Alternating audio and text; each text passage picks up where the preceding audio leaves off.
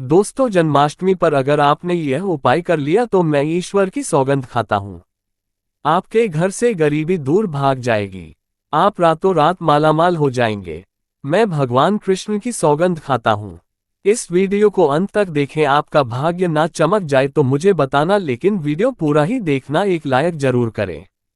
अगर आप भगवान कृष्ण से प्यार करते हैं, लड्डू गोपाल से प्यार करते हैं, राधा रानी से प्यार करते हैं तो एक लाइक जरूर करना।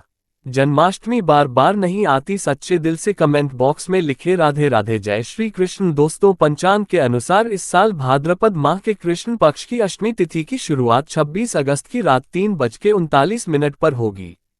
27 अगस्त रात 2:19 पर इसका समापन होगा। ऐसे में 26 अगस्त 2024 के दिन कृष्ण जन्माष्टमी का व्रत रखा जाएगा।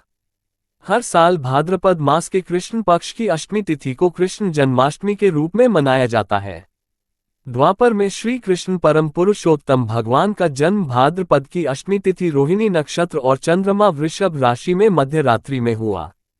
उनके जन्म लेते ही दिशाएं स्वच्छ व प्रसन्न एवं समस्त पृथ्वी मंगलमय हो गई थी।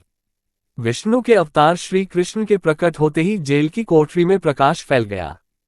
कृष्ण के प्राकट्य से स्वर्ग में देवताओं की धुन दुबिया अपने आप बज उठी तथा सिद्ध और चारण भगवान के मंगलमय गुणों की स्तुति करने लगे।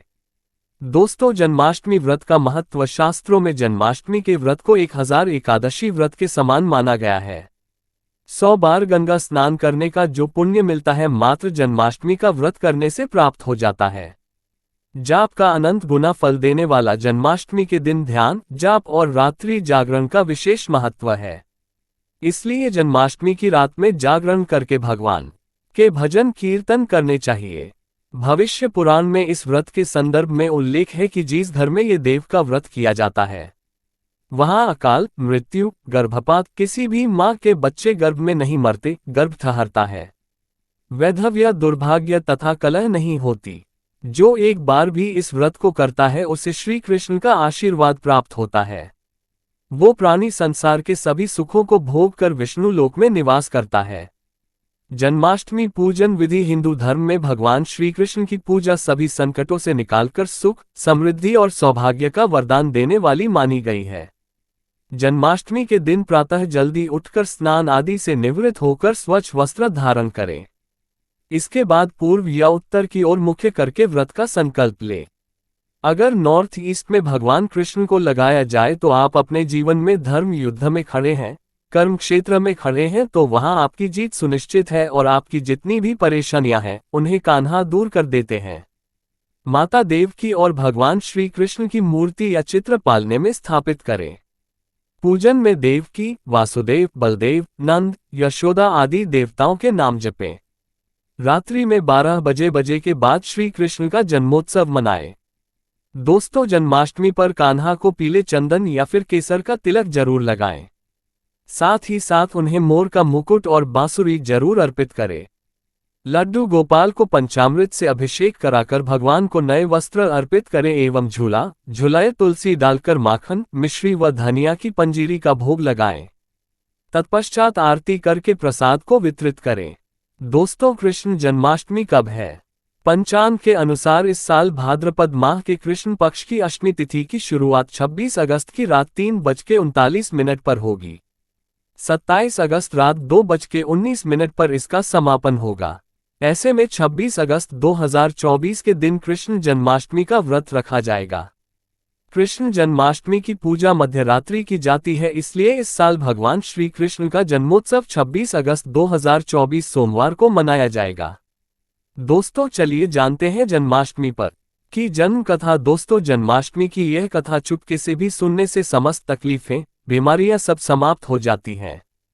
पितृदोष, मंगल दोष, काल सर्प दोष, शनि दोष तुरंत ठीक हो जाते हैं। आइए सुनते हैं जन्माष्टमी की कथा। दोस्तों, पौराणिक कथाओं के अनुसार भाद्रपद महाकृष्ण पक्ष की अष्टमी तिथि को भगवान कृष्ण ने माता देवकी की 8वीं संतान के रूप में लिया था। कृष्ण जी का जन्म मथुरा में कंस के कारागार में हुआ था। माता देवकी राजा कंस की बहन थी। कंस को सत्ता का लालच था। उसने अपने पिता राजा उग्रसेन की राज गद्दी छीनकर उन्हें जेल में बंद कर दिया था और स्वयं को मथुरा का राजा घोषित कर दिया था। राजा कंस अपनी बहन देवकी से बहुत प्रेम करते थे। उन्होंने अपनी बहन का विवाह वासुदेव से कराया था, लेकिन जब वह महादेवकी को विदा कर रहा था तभी एक आकाशवाणी हुई कि देवकी का 8वां पुत्र कंस की मौत का कारण बनेगा। ये सुनकर कंस डर गया। उसने तुरंत अपनी बहन और उनके पति वासुदेव को जेल में बंद कर दिया। उनके आसपास सैनिकों की खड़ी पहरेदारी लगा दी। कंस अपनी मौत के डर से देवकी और वासुदेव के 7 संतानों को मार चुका था। कृष्ण जी का जन्म इसके बाद भाद्रपद महाकृष्ण पक्ष की अष्टमी तिथि को रोहिणी नक्षत्र अंधेरी रात में भगवान कृष्ण ने देवकी की 8वीं संतान के रूप में जन्म लिया। श्री कृष्ण के जन्म लेते ही कोठरी प्रकाशमय हो गई। आकाशवाणी हुई कि विष्णु जी ने कृष्ण जी के अवतार में देवकी के कोख में जन्म लिया है। उन्हें गोकुल में बाबा नंद के पास छोड़ आए और उनके घर एक कन्या जन्मी है। उसे मथुरा लाकर कंस को सौंप दे कान्हा चले गोकुल धाम। आकाशवाणी सुनते ही वासुदेव के हाथों की हथकड़ी खुल गई। सभी पहरेदार सोने लगे। कान्हा को एक टोकरी में बाल गोपाल को रखकर सिर पर रख लिया और गोकुल की ओर चल पड़े। कान्हा को गोकुल धाम ले जाने में वासुदेव को कई मुसीबतों का सामना करना पड़ा। यमुना नदी कृष्ण जी के चरणों को स्पर्श करने के लिए उफान पर आ गई, लेकिन चरण स्पर्श के बाद वो फिर से शांत पड़ गई। वो कान्हा को बाबा नंद के पास छोड़ आए और गोकुल से कन्या को लेकर वापस लौट आए। जेल अपने आप बंद हो गया और उनके हाथों में हथकड़ियां लग गई। कन्या के रोने की आवाज सुनते ही सभी पहरेदार उठ गए। कंसबंदी ग्रह आया। वो कन्या को देवकी और वासुदेव की 8वीं कन्या समझ उसे मारने चला, लेकिन वो आकाश में उड़ गई और फिर से आकाशवाणी हुई कि कंस को मारने वाला अब इस दुनिया में पैदा हो चुका है। बाबा नंद और उनकी पत्नी मां यशोदा ने कृष्ण जी का पालन पोषण किया। राजा कंस ने कृष्ण जी का पता लगाकर उन्हें मारने की खूब कोशिश की, लेकिन कंस की सारी कोशिशों विफल हुई और कृष्ण जी को कोई मार नहीं सका। अंत में श्री कृष्ण ने कंस का वध किया। राजा उग्रसेन को फिर मथुरा की राजगद्दी सौंप दी। इस तरह से जन्माष्टमी की व्रत कथा पूरी हुई। दोस्तों, आगे बढ़ने से पहले कमेंट बॉक्स में अपनी राशि भी डाल दी जाएगा। यदि हमारे पास कोई उपाय होगा तो वह आकर हम आपके कमेंट के रिप्लाई में बता देंगे। दोस्तों, जन्माष्टमी पर भूल कर भी ना करें ये गलतियां, तुलसी को लेकर ना करें ये गलती। जन्माष्टमी के दिन भूलकर भी तुलसी की पत्तियां तोड़ने से बचना चाहिए। दरअसल शास्त्रों में कहा गया है कि कृष्ण भगवान विष्णु के अवतार हैं और उन्हें तुलसी अति प्रिय है। ऐसे में इस दिन तुलसी की पत्तियां नहीं तोड़नी चाहिए। जन्माष्टमी से पहले आप तुलसी तोड़कर रख लें। बिना तुलसी के जन्माष्टमी का पर्व अधूरा है। भगवान कृष्ण किसी भी ऐसे भोग को स्वीकार नहीं करते जिसमें तुलसी पत्र ना पड़ा हो। ऐसा भोग पाप के समान होता है, जहरीला माना जाता है चावल खाना। ये बात तो सभी जानते हैं कि एकादशी के दिन चावल नहीं खाने चाहिए, लेकिन बहुत ही कम लोग जानते हैं कि जन्माष्टमी के दिन भी चावल को खाना वर्जित होता है, चाहे आप व्रत रखें या ना रखें। लेकिन जन्माष्टमी के दिन चावल खाना शुभ नहीं माना जाता। तामसिक भोजन जन्माष्टमी के दिन तामसिक भोजन वर्जित माना जाता है। ऐसे में इस दिन मांस, मदिरा, प्याज और लहसुन नहीं खाना चाहिए। इस दिन गलती से भी लहसुन प्याज का खाना कभी मत बनाना, क्योंकि राहु केतु के कारण ही लहसुन प्याज की उत्पत्ति हुई है और भगवान विष्णु और राहु केतु के बीच में भीषण शत्रुता होती है। अनादर करना। भगवान कृष्ण के लिए सभी भक्त एक समान होते हैं। ऐसे में इस दिन किसी भी व्यक्ति का अनादर करने से बचना चाहिए। एक बार भगवान कृष्ण के भक्त ने एक व्यक्ति का अपमान कर दिया था। उसी क्षण भगवान कृष्ण ने अपने भक्त को श्राप दिया था। इसीलिए किसी का भी अपमान ना करें। गाय को सताना। गाय भगवान कृष्ण को बहुत ही प्रिय है, क्योंकि कृष्ण अवतार में उनका पालन पोषण एक ग्वाल के घर में हुआ था। ऐसे में जन्माष्टमी के दिन किसी भी गाय और बछड़े को भूल कर भी नहीं सताना चाहिए। भगवान कृष्ण गाय को सबसे प्रिय मानते हैं। गाय माता को सबसे ज्यादा प्यार करते हैं। इसीलिए गाय को इस दिन रोटी, फल वगैरह मिठाई अवश्य खिलाएं। जन्माष्टमी के दिन केवल सात्विक खाना खाएं। जन्माष्टमी व्रत में दूध और दही जरूरी है। व्रत के दौरान ताजे फलों के शेक, लस्सी, छाछ या दूध का मजा ले सकते हैं। नारियल पानी पी सकते हैं। जन्माष्टमी के दिन पेड़ों को काटना भी अशुभ माना जाता है। श्री कृष्ण हर चीज में बसते हैं और हर चीज उनमें बसती है, बल्कि हो सके तो इस दिन ज्यादा से ज्यादा पेड़ लगाने चाहिए। इससे घर और परिवार में सुख और शांति बनी रहती है। भगवान कृष्ण सदा पीपल के वृक्ष में रहते हैं। पीपल वृक्ष पर जन्माष्टमी पर जल अवश्य अर्पित करें, इससे वो प्रसन्न जल्दी होते हैं। दोस्तों, जन्माष्टमी के दिन ब्रह्मचर्य का पालन करना अनिवार्य होता है। इस दिन पूरे पवित्र मन तन से भगवान की पूजा करनी चाहिए। कम से कम इस दिन पत्नी से दूर रहना चाहिए। जो पति पत्नी जन्माष्टमी पर एक दूसरे से दूर रहते और संयम और नियम का पालन करते हैं तो उन्हें एक सुशील और सुंदर पुत्र की प्राप्ति होती है। ऐसे बालक का मुख भगवान कृष्ण की तरह होता है और शरीर भगवान कृष्ण की तरह कोमल होता है। जो लोग इस दिन व्रत रखते हैं तो उन्हें रात में 12 बजे से पहले अपना व्रत नहीं खोलना चाहिए। उससे पहले व्रत खोलने से पूजा का फल नहीं मिलता है और व्रत भी अधूरा माना जाता है। जन्माष्टमी पर करें इन मंत्रों का जाप, भगवान कृष्ण की कृपा से आपकी समस्त गरीबी दूर हो जाएगी।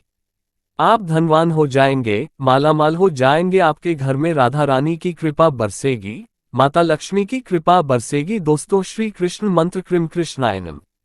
भगवान श्री कृष्ण के इस मंत्र का जाप करने से धन धान्य की प्राप्ति होती है। ऐसे में जन्माष्टमी के विशेष अवसर पर इस मंत्र का जाप करने से साधक को शुभ फलों की प्राप्ति होती है।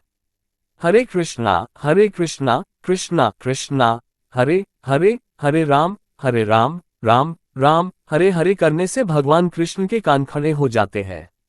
वो भक्त की पुकार अवश्य सुनते हैं। कम से कम इसका जाप 21 बार अवश्य करें या 108 बार भी आप कर सकते हैं, बहुत ही शुभ माना जाता है। दोस्तों, जन्माष्टमी पर जो स्त्री भगवान लड्डू गोपाल को झूला झुलाती है उसे अनंत काल तक बांझपन का सामना नहीं करना पड़ता है। भगवान लड्डू गोपाल की कृपा से ऐसी स्त्री को सुंदर पुत्र की प्राप्ति होती है। दोस्तों, जन्माष्टमी पर मोर पंख अवश्य लाएं और मंदिर में स्थापित करें। भगवान कृष्ण की बंसी जन्माष्टमी पर अवश्य लेकर आए।